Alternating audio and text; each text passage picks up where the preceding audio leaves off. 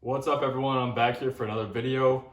First of all, thanks so much for all the positive responses on my first video. Didn't even plan on posting that to YouTube, and I got so much love from that video, and I did, and it blew up pretty much. So here I'm bringing you guys today my putting. I got a lot of requests on my putting. A lot of people credit me for kind of making it look easy to get distance on the putt and just having a nice pop on the putt. So I'm going to talk about that today. I feel like that's one of the most misunderstood things is putting. Putting is extremely easy once you understand the mechanics of it and why the good putters are good. So obviously, muscle memory and practice makes a huge difference in putting, but you can't have a weird swing and expect it to go in just like the drive. Just like in driving, you need to be able to get that good form to reach your maximum potential, because if you have bad form and you practice as much as you possibly can, more than anybody in the whole world, you're not going to see the improvement because your body won't allow you to actually get better. So the same thing works with putting, I feel like. A couple different things a lot of people disagree on or whatever. But grip, I think grip is very important actually. I tend to not teach to put like the back pinky on the rim here. I like to have all fingers on the flight plate. That way you can kind of control the spin and the angle of it a little bit better. That way, you're able to control what angle you throw it on. And your pinky is also like one of the last fingers that pops off your finger, the disc. So just talking about the pop in general, I feel like a lot of people think a lot of the spin comes from the wrist, but it's really all in the fingers. So you can see here, my fingers are bent, and when I go to extend them, the disc spins naturally. And if you look at my wrist is not moving at all, but the disc is getting spin. So that comes from your fingers extending when you go to push your putt. So when you're putting, you swing down, and then when you're on the way up, your wrist bends a little bit, but right before you release, your fingers straighten and point at the basket. And this motion right here causes the disc to spin without your wrist even moving. So when you time everything up here, wrist bends, fingers are curled, and then they extend at the basket, you get the pop. So a good drill is just to pinch it like your normal putting grip. So this is mine basically, and then just spin it. Do this with your hand. Kind of just take the thumb and rotate it almost. That's a good way to understand the pop. And here's kind of what it looks like for me. Okay, close enough. But you can kind of see the effortless power there. I'm right at circle's edge, a little inside, and didn't have to put any momentum on that to go anywhere. So I think that's super important. I also think it's choosing your own putters, kind of whatever. I do recommend using a slightly more overstable putter, something that's going to have a little fade towards the basket.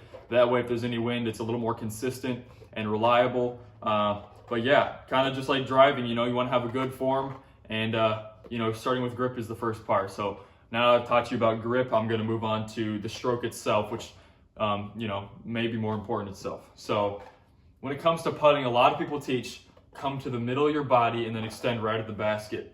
I actually disagree with this, because when you come to the middle of your body, your elbow is outside of the target, and if you look where your angle is at from your chest to your arm, it's basically pointed straight that way. And when you do that, when you come up to extend right at the basket, you end up pushing your arm left, like this motion. And it's tough to get that consistent every single time, because you're working on pulling forward, but then also pushing back left in time. So you see me a lot of times when I go to putt, I actually kind of come down to my left knee. That way my elbow stays in line the entire time. And if you look at the angle from my chest to my arm here, just like in driving, it's kind of all lined up with the basket. And when I go to pull up to initiate the power of my putt, the elbow goes first, and the elbow is still in line with the basket. Once the elbow goes up, it forces your disc to pop forward. It's just like the whip. You get to a point in your throw where you can't hold the disc back anymore because your momentum's going forward. And as your elbow comes forward, the disc has to pop forward. Same thing in putting. When you come down, the elbow starts to go forward, the disc can no longer come back down, and it hits a point to where it just pops and extends. A lot of people teach a push is good and extend towards the basket, but I think it's all about this pop right there. Pop, pop, okay? So I think that's really important in putting. So come down, I teach it right about the left knee. I almost like to hit my left knee, and when I come up, drive with the elbow, and when that happens, the wrist will naturally curl, and then you pop with your fingers at the end. I think keeping it all in one line is what you want to do. So if I'm lining up a putt, I kind of look like this. Down left, pop, pop, And the rest is kind of just muscle memory.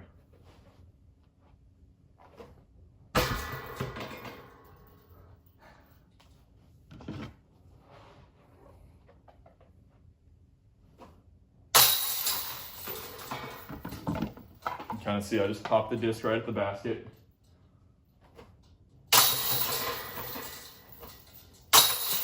I'm barely swinging my arm right here. One more tip is to putt through the basket, not to it. I know a lot of people hear that a lot. I think it's true. You know, the basket's meant to catch. You have to give it a chance for it to actually stick. A couple more tips I have actually experienced myself is the angle that you putt on and which one catches the basket the most. I think a slight hyzer is the best possible angle to catch on any basket.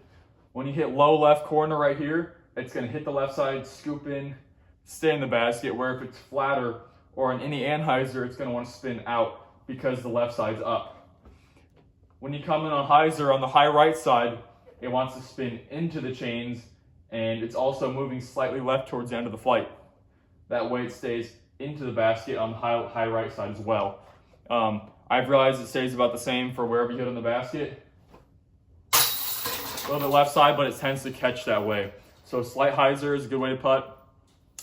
And one more thing, finally the final tip I have is where you aim on the basket. I like to kind of envision the line I see the putt. So for me, my putt goes just above the height of the band and then drops into the basket. So a lot of times I'm actually looking at the band when I putt. All my step putts, I'm looking at the band. I'm almost aiming for it. That way I know where the top and the peak is of my putt. That way it makes your miss a lot smaller. So if I'm aiming at the top of the band, all I have to worry about is the left and right action. I don't have to worry about the height anymore. And because I putt hard, I don't have to worry about missing short a lot of times unless I don't follow through all the way. There we go, right at the band height, drops right in the center of the basket every time.